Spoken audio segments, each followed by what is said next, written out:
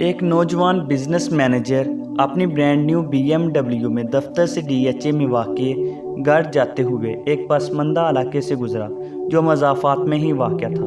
اچانک اس نے ایک چھوٹے بچے کو بھاگ کر سڑک کی طرف آتے دیکھا تو گاڑی آہستہ کر دی۔ پھر اس نے بچے کو کوئی چیز اچھالتے دیکھا۔ ٹھک کی آواز کے ساتھ ایک اینٹ اس کی نئی کار کے دروازے پر لگی تھی۔ اس نے فوراً بریک لگائی اور گاڑی سے باہر نکل کر دروازہ دیکھا جس پر کافی بڑا چبھ پڑ چکا تھا۔ اس نے غصے سے ابلتے ہوئے بھاگ کر اینٹ مارنے والے بچے کو پکڑا اور زور سے جھنجھوڑا۔ اندھے ہو گئے ہو پاگل کی اولاد، تمہارا باپ اس کے پیسے بھرے گا؟ وہ زور سے داڑا۔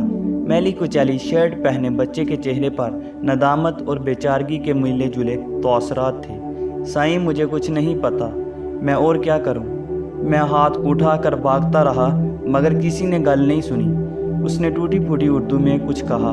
اچانک اس کی آنکھوں سے آنسو ابل پڑے اور اس سڑک کے ایک نشیبی علاقے کی طرف اشارہ کر کے کہا، ادھر میرا بابا گرا پڑا ہے، بہت بھاری ہے، مجھ سے اٹھ نہیں رہا تھا، میں کیا کرتا سائیں؟ بزنس ایگزیکٹو کے چہرے پر حیرانگی سے درد آئی اور وہ بچے کے ساتھ ساتھ نشیبی علاقے کی طرف بڑھا جہاں اس نے ایک عجیب و غریب منظر دیکھا۔ ایک معذور شخص اوندے منہ مٹی پر پڑا ہوا تھا اور ساتھ ہی ایک وہیل چیئر پڑی تھی۔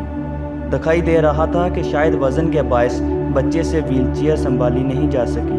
ساتھ ہی پکے ہوئے چاول گرے ہوئے تھے جو شاید باپ بیٹا کہیں سے مانگ کر لائے تھے۔ سائیں مہربانی کرو، میرے ابے کو اٹھوا کر کرسی پر بٹھا دو۔ اب میلی کچیلی شرٹ والا بچہ باقاعدہ ہچکیاں لے کر رو رہا تھا۔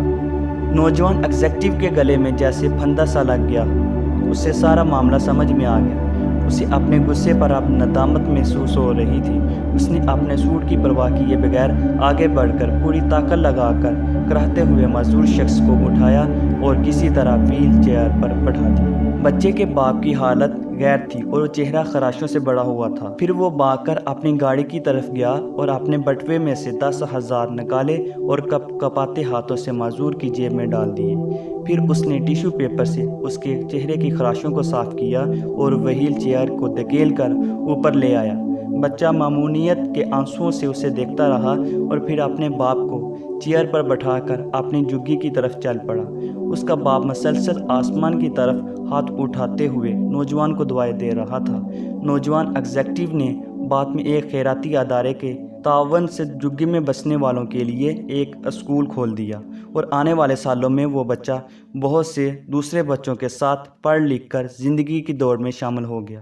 وہ BMW کار اس کے پاس 5 سال مزید رہی، تاہم اس نے ڈنٹ والا دروازہ مرمت نہیں کروایا۔ کبھی کوئی اس سے پوچھتا تو وہ بس یہی کہتا کہ زندگی کی دوڑ میں اتنا تیز نہیں چلنا چاہیے کہ کسی کو اینٹ مار کر گاڑی روکنی پڑے۔ سننے والا اس کی بات سن کر اس کی آنکھوں میں نمی دیکھ کر قدرے حیران ہوتا اور پھر سمجھتے نہ سمجھتے ہوئے سر ہلا دیتا۔